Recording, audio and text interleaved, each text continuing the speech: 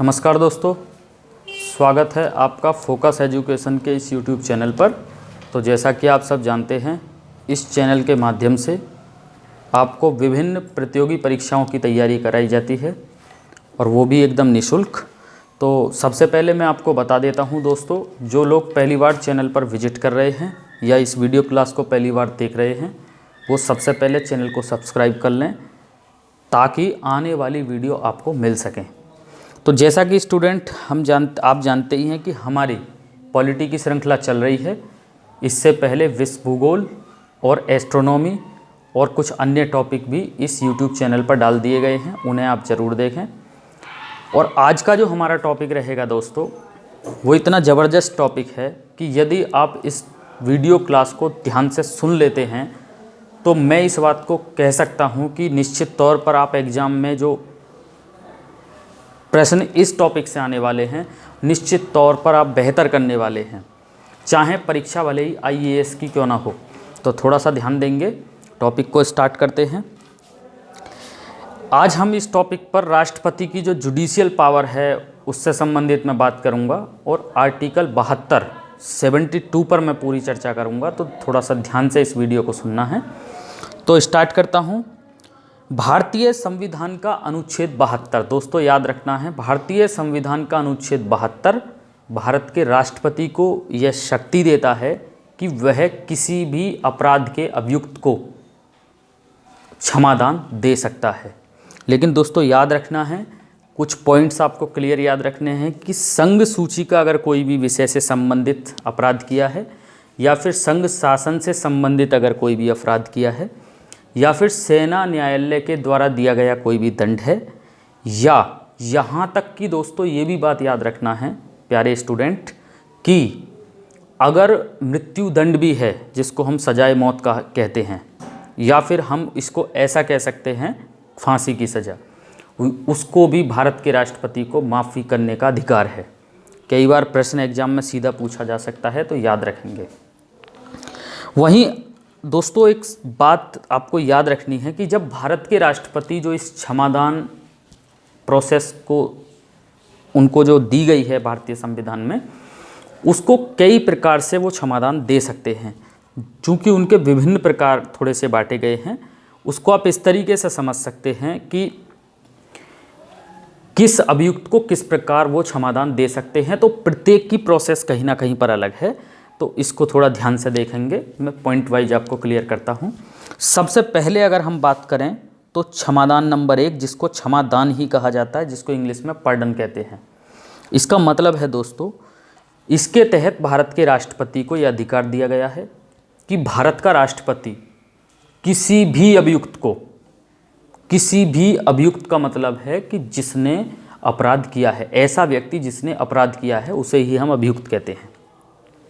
किसी भी अभियुक्त को और किसी भी प्रकार के दंड को, यहाँ तक कि मृत्यु दंड सजाए मौत को भी माफ़ कर सकता है पार्डन के अनुसार। तो दोस्तों याद रखना है, प्रश्न सीधा एग्जाम में कभी पूछा जा सकता है कि भारत के राष्ट्रपति के क्षमादान का वह कौन सा प्रकार है जिसके तहत भारत का राष्ट्रपति मृत्यु दंड को भी माफ़ कर सकता है। तो आपको याद रखना है, उसको कहते हैं क्षमादान, या फिर इंग्लिश में कहा जाता है पार्डन। कितना बढ़िया क्वेश्चन हो सकता है दोस्तों, ज़रा ध्यान से सुनना है।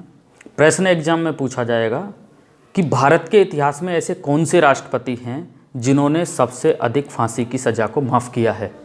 तो याद रखना है दोस्तों, भारत के इतिहास में एकमात्र राष्ट्रपति रहे हैं प्रतिभा देवी सिंह पाटिल, जिन्होंने भारत के इतिहास में सबसे अधिक फांसी की सज़ा को माफ़ किया है। और लगभग उन्होंने अपने कार्यकाल में 30 फांसी की सज़ा को माफ़ किया है, और ये अपने आप में एक रिकॉर्ड भी है। ध्यान रखना है दोस्तों। इससे भी अच्छा प्रश्न ये हो सकता है कि भारत के इतिहास में ऐसे कौन से राष्ट्रपति हैं जिन्होंने क्षमा, जो राष्ट्रपति के जो पास क्षमा याचिका डाली जाती है, किसी भी अभियुक्त, जो भी अभियुक्त हैं जो क्षमा याचिका वहाँ पर डालते हैं, ऐसे कौन से राष्ट्रपति हैं जिन्होंने सबसे अधिक क्षमा याचिका को ज़्यादा रद्द किया है। तो याद रखना है दोस्तों, राष्ट्रपति का नाम है आर वेंकट रमन, आर वेंकट रमन ऐसे राष्ट्रपति रहे हैं जिन्होंने सबसे ज़्यादा क्षमा याचिका जो है उनको रद्द किया है। लगभग 40 अपने कार्यकाल में 40 क्षमा याचना को उन्होंने रद्द किया है। कितना प्रश्न बढ़िया हो सकता है, ज़रा याद रखना है। साथ ही साथ आप इतना भी याद रख सकते हैं कि आर वेंकट रमन की जो अवधि है, अगर हम उनके पीरियड की बात करें तो 1987 से लेकर और 1992 तक उनकी अवधि रही है, ये भी बात याद रखनी है। वहीं दोस्तों राष्ट्रपति की अगर क्षमादान का जो दूसरा प्रकार है उसको कहते हैं लघुकरण। ध्यान से सुनना है, लघुकरण जिसको अंग्रेजी में कहा जाता है कम्यूटेशन। इसमें क्या है दोस्तों, ध्यान से सुनना, इसमें दंड की प्रकृति को ही बदल दिया जाता है। इसमें भारत के राष्ट्रपति के द्वारा दंड की उस अभियुक्त जिसको दंड दिया गया उसकी दंड की प्रकृति को ही बदल दिया जाता है, या कह सकते हैं उसके दंड के नेचर को ही बदल दिया जाता है। इसे आप इस तरीके से समझ सकते हैं। मान के चलिए किसी अभियुक्त को फांसी की सज़ा दी गई है। अब चूंकि फांसी की सज़ा मृत्युदंड है तो फांसी की सज़ा को आजीवन कारावास में बदल दिया जाता है।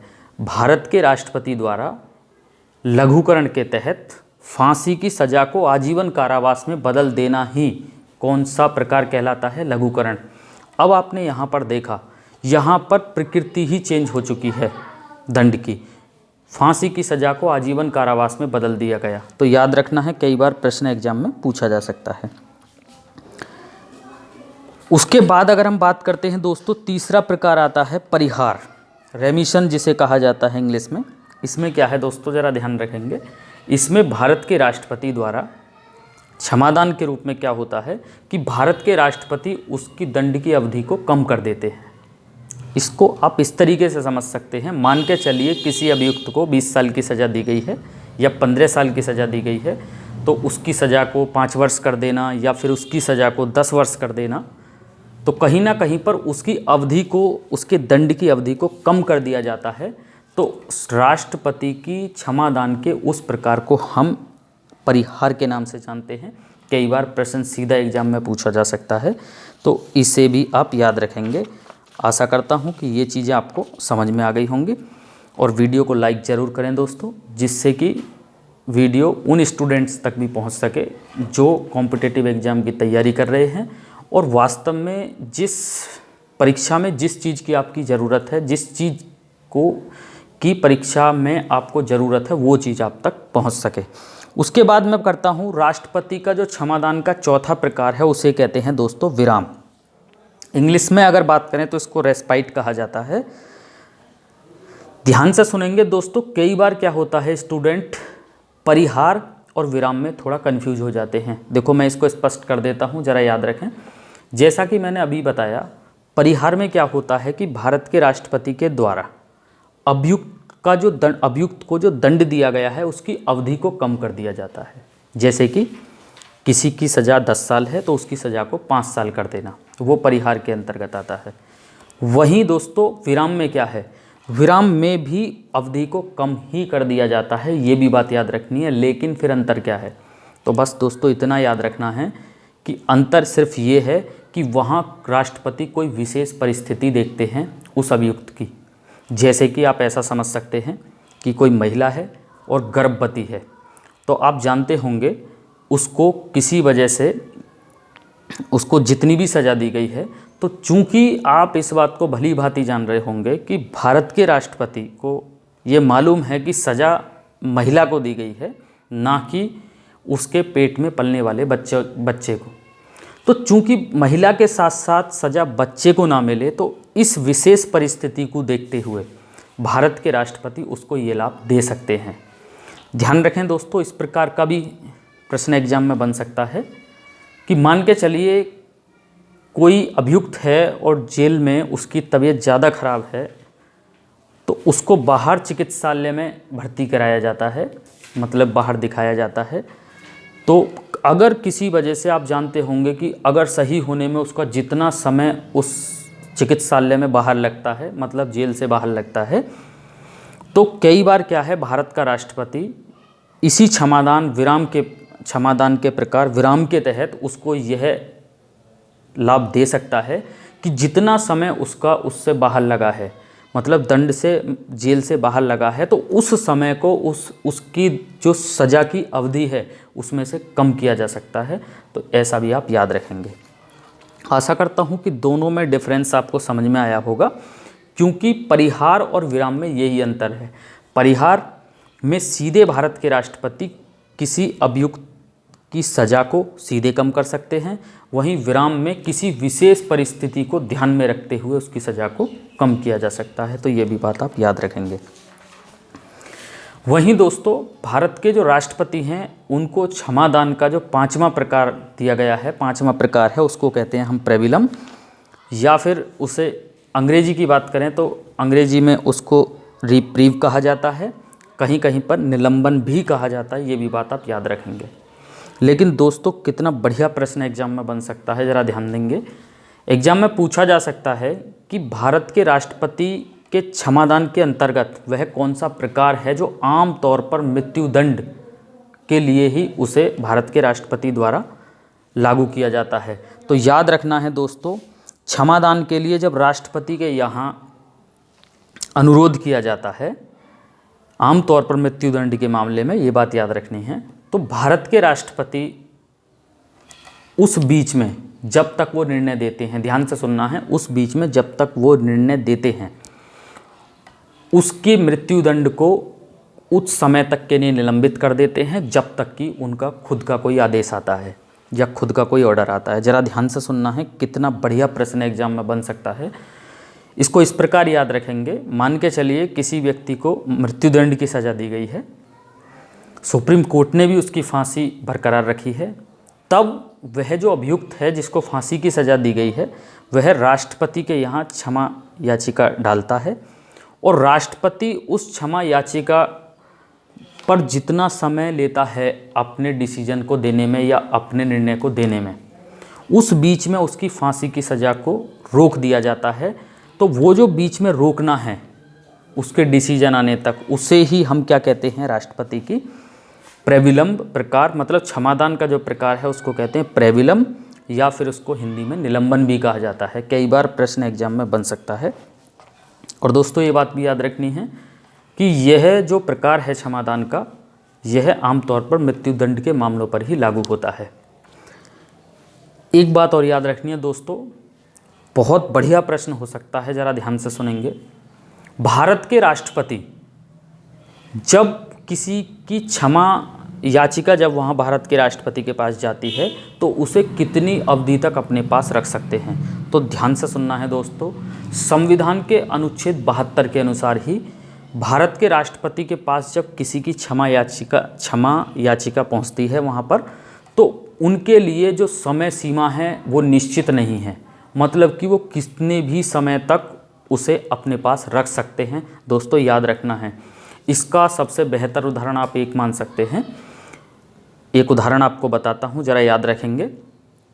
राजीव गांधी के जो हत्यारे थे उनको फांसी की सज़ा बुली हुई थी। सन 2000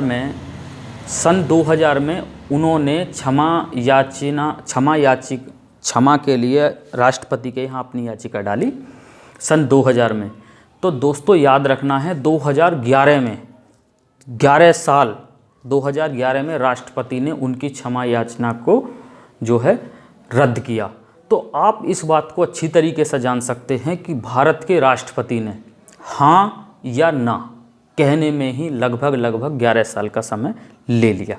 तो आप इस बात को बेहतर वे में याद रखें कि भारत के राष्ट्रपति के पास जब कोई क्षमा याचिका जाती है तो भारत का राष्ट्रपति उस बीच में कितना समय लेगा, इस बात में भारत के संविधान में अनुच्छेद 72 में कोई समय सीमा निश्चित नहीं है। चूँकि इस प्रकार का क्वेश्चन कई बार कथन वगैरह में, यूपीएसआई में या फिर समीक्षा अधिकारी में या पीसीएस में, अगर बात करें आईएएस में, तो इस तरीके का क्वेश्चन बन सकता है, तो उसे आप याद रखेंगे। तो आशा करता हूँ कि ये चीज़ें आपके समझ में आई होंगी।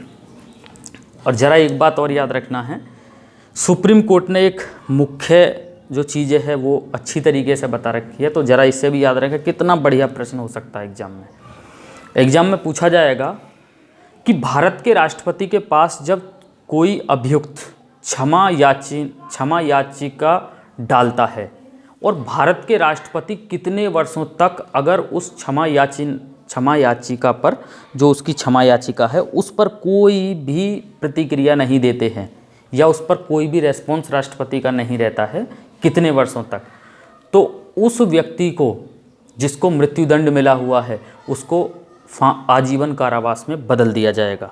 सुप्रीम कोर्ट ने निश्चित किया है दोस्तों कि अगर भारत का राष्ट्रपति, अगर किसी अभियुक्त को मृत्युदंड की सज़ा दी गई है, चाहे वो भले ही सुप्रीम कोर्ट के द्वारा दी गई है, अगर भारत के राष्ट्रपति उसकी क्षमा याचिका को 6 वर्षों से अधिक समय तक अपने पास रख लेते हैं या उस पर कोई भी रेस्पॉन्स नहीं देते हैं, तो सुप्रीम कोर्ट को यह अधिकार है या सुप्रीम कोर्ट उसकी मृत्युदंड की सज़ा को आजीवन कारावास में बदल देगा। ये भी बात याद रखनी है।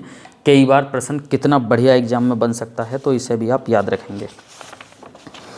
वहीं दोस्तों अगर हम आगे बात करते हैं,